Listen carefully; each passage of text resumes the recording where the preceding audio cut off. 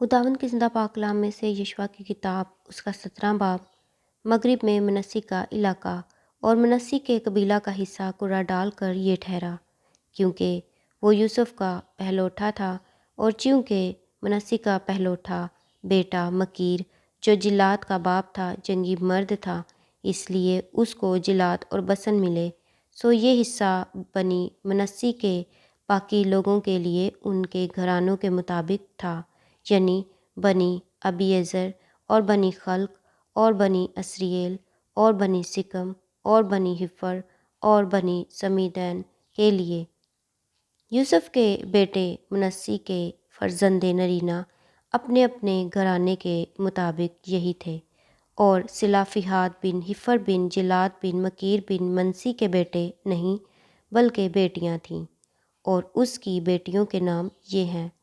مہلا اور نوآ اور حجلہ اور ملکہ اور ترسا۔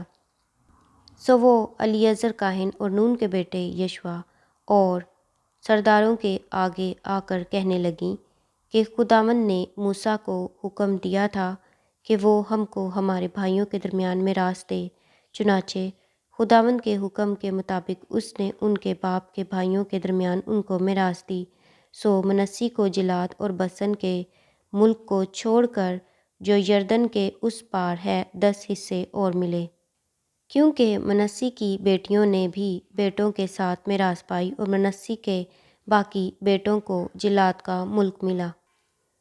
اور آشر سے لے کر مکمتا تک جو سکم کے مقابل ہے منسی کی حد تھی، اور وہی حد دہنے ہاتھ پر عین تفوہ کے باشندوں تک چلی گئی۔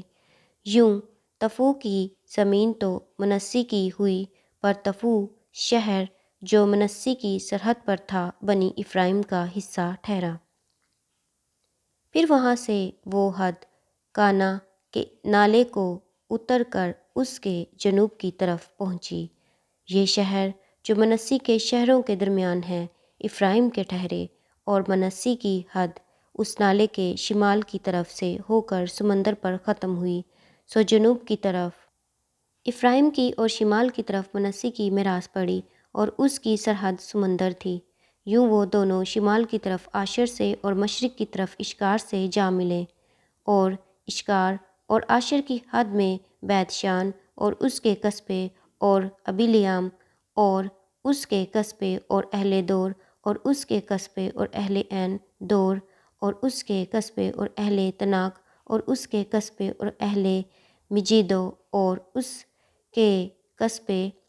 بلکہ تینوں مرتفع مقامات منسی کو ملے،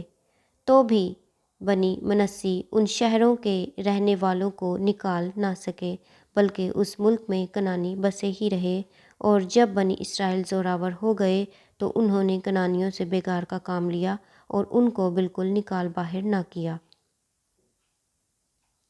افرائیم اور منسی کے قبیلوں نے درخواست کی کہ ہمیں زیادہ علاقہ دیا جائے، اور بنی یوسف نے یشوع سے کہا کہ تو نے کیوں قرہ ڈال کر ہم کو فقط ایک ہی حصہ میراث کے لیے دیا، اگرچہ ہم بڑی قوم ہیں، کیونکہ خداوند نے ہم کو برکت دی ہے۔ یشوع نے ان کو جواب دیا کہ اگر تم بڑی قوم ہو تو جنگل میں جاؤ اور وہاں فریزیوں اور رفائیم کے ملک کو اپنے لیے کاٹ کر صاف کر لو، کیونکہ افرائیم کا کوہستانی ملک تمہارے لیے بہت تنگ ہے۔ بنی یوسف نے کہا کہ یہ کوہستانی ملک ہمارے لیے کافی نہیں ہے، اور سب کنعانیوں کے پاس جو نشیب کے ملک میں رہتے ہیں، یعنی جو بیت شان اور اس کے قصبوں میں، اور جو یزرییل کی وادی میں رہتے ہیں، دونوں کے پاس لوہے کے رتھ ہیں۔ یشوع نے بنی یوسف یعنی افرائیم اور منسی سے کہا کہ تم بڑی قوم ہو اور بڑا زور رکھتے ہو، سو تمہارے لیے فقط ایک ہی حصہ نہ ہوگا، بلکہ یہ کوہستانی ملک بھی تمہارا ہوگا، کیونکہ اگرچہ وہ جنگل ہے، تم اسے کاٹ کر صاف کر ڈالنا، اور اس کے مخارج بھی تمہارے ہی ٹھہریں گے، کیونکہ تم کنعانیوں کو نکال دو گے، اگرچہ ان کے پاس لوہے کے رتھ ہیں اور وہ زوراور بھی ہیں۔ خداوند کے زندہ پاک کلام کے پڑھے اور سنے جانے پر خداوند کی خاص برکت ہو۔ خدا کا شکر ہو، آمین۔